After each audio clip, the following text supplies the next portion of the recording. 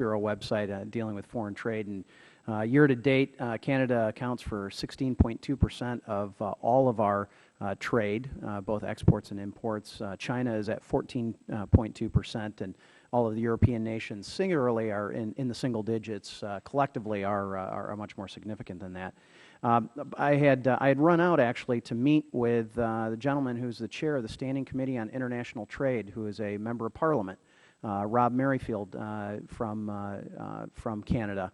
And we had a little conversation about this. We talked about what's happening in Canada, and with their budgets, they are actually going to be introducing an austerity budget.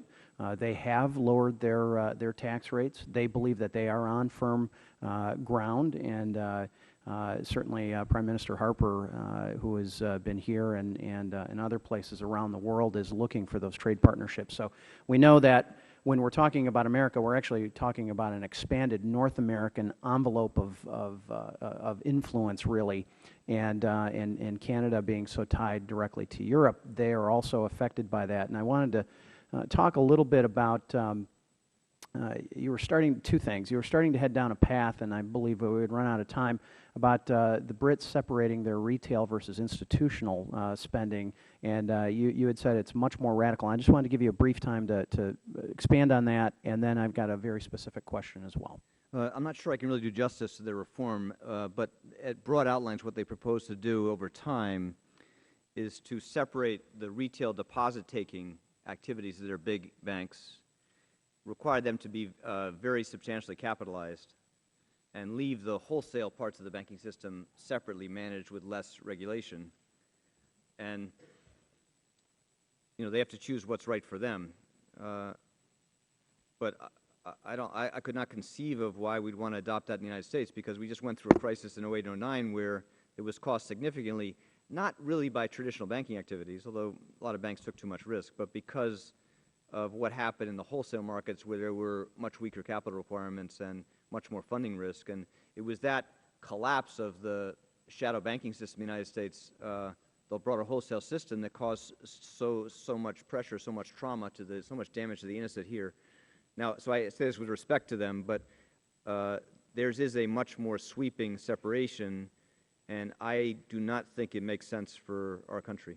And I'm not saying that it does either. I think the point that you were making earlier, and certainly that I track with, is that there's a number of solutions being talked out there, and whether it's the Basel discussions and what England is doing and others, and we know there's great differences between Greece and Germany and France and Italy and others within that EU.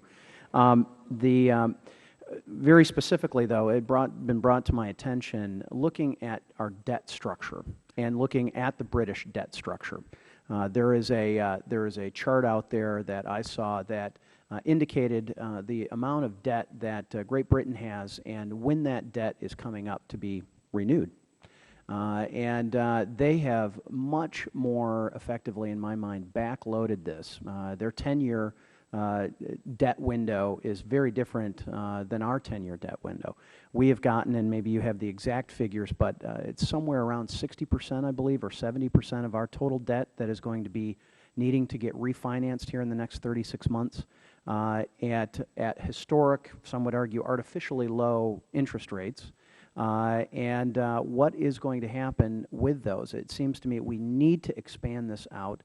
I talked to the former state treasurer in Michigan about this exact issue, and that is how so many, whether they're states or countries or whatever, have gotten themselves into trouble. We need to lock into these longer-term, lower interest rates. Obviously, that's going to have an impact on our day-to-day budgeting. And if you could comment on that, please. You're right, and thank you for raising that. And extending the maturity of our debt is a sensible, smart, prudent thing to do in this environment, and we're doing it really quite aggressively. I think even over the short period of time, we've moved from an average maturity of, I think, 49 months to, I think, 67 months today, and we're going further, expect to go further. And as you said, it makes sense to do that because we're at a time of exceptionally low long-term interest rates. So we'll keep moving. We'll do it in a carefully balanced way, and you're right. Will this administration be willing to take a short-term higher interest payment on that? Of course. Sorry, yeah. expired. Of course, and it makes sense to do it. Chair now recognizes the gentleman from Minnesota.